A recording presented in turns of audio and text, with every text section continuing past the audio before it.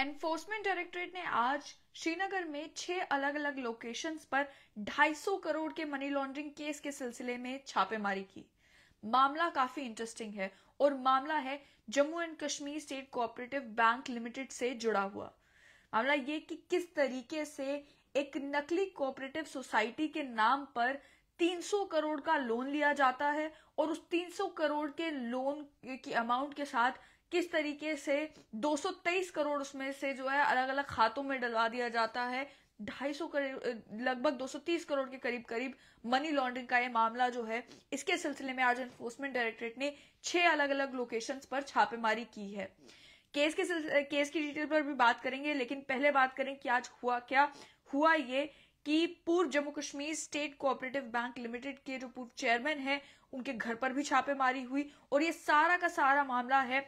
जाली river Jhelum cooperative housing building society को लेकर। ये जो रेड्स हैं, ये श्रीनगर में जो prevention of money laundering act का ईडी का जो दफ्तर है, उसके तहत prevention of money laundering act के तहत जो है ये सर्च एंड सीजर हुआ और अलग अलग 6 लोकेशंस पर श्रीनगर के अंदर ही ये छापेमारी जो है वो की गई। ये जो मामला है इस जाली river Jhelum housing building society का, ऑलरेडी इस मामले को लेकर एंटी करप्शन ब्यूरो ने एक चार्जशीट फाइल की है और जिस चार्जशीट में कहा कि इसी जाली हाउसिंग सोसाइटी के जो चेयरमैन हिलाल मीर और उसके साथ साथ में पूर्व Jammu Kashmir state cooperative bank limited के जो चेयरमैन मोहम्मद शफी डार, इन दोनों की कनाइवेंस के साथ जो है वो 200-250 करोड़ का गबन किया गया। डिटेल्स में इसी के चलते जो है वो चार्जशीट फाइल की गई, इनके खिलाफ जो है वो केस रजिस्टर किया गया और एसीबी जब प्रोब कर रही थी इस मामले में तो उनको ये मालूम चला कि मीर ने एक application secretary cooperative administration department of cooperative societies को दी थी, जिसमें उन्होंने डायरेक्शंस मांगी थी कि जम्मू कश्मीर कोऑपरेटिव बैंक जो है वो लोन दे और 300 करोड़ का लोन दे, जिससे वो श्रीनगर के आउटस्कर्ट्स में, श्रीनगर के आसपास के एरिया में 37.5 के करीब एकड़ लैंड जो है वो लें और वहां पर एक सैटेलाइट टाउनशिप कंस्ट्रक्ट करें, यानी कि एक हाउसिंग कॉलोनी बनाने की बात की जा रही थी और उसको लेकर लोन के लिए अप्लाई किया। एप्लीकेशन जो है उसे इंडोर्स किया,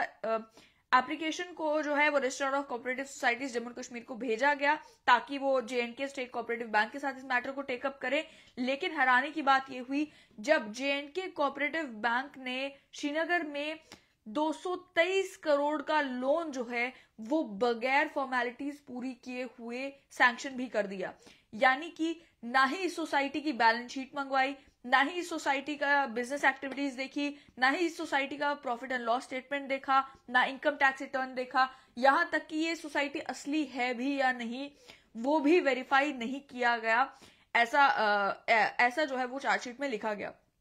जब इंक्वायरी हुई एंटी करप्शन ब्यूरो के द्वारा तो ये भी मालूम चला कि जो river Jhelum cooperative housing building society है,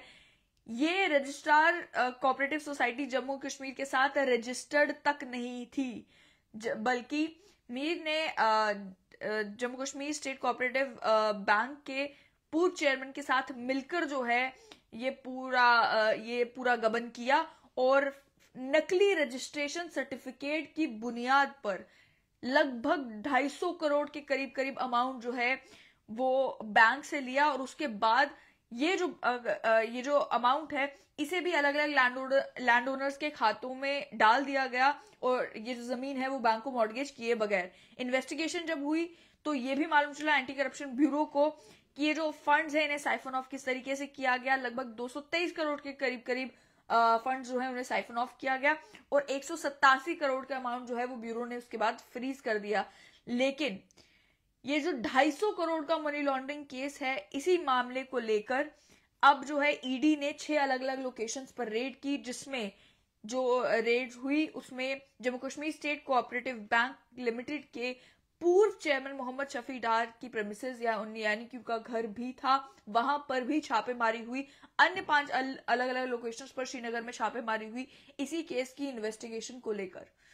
जहां एक तरफ कोई भी आम व्यक्ति जब बैंक से लोन लेने के लिए जाता है तो उसे जरूर ये कहा जाता है कि आपको हजारों फॉर्मेलिटीज हैं जो पूरी करनी पड़ेगी, एक एक डॉक्यूमेंट को वेरीफाई किया जाता है। ऐसे में भी फिर भी हैरानी होती है जब इस तरीके के मामले सामने आते हैं जहां पर पता ये चलता है कि 250-300 करोड़ का लोन बगैर फॉर्मेलिटीज पूरे किए हुए, नकली कागजों की बुनियाद पर, बगैर बैंक के ड्यू डिलिजेंस किए हुए किस तरीके से बैंक से ले लिया जाता है लोन और उसके बाद उस अमाउंट का मिसयूज किया जाता है।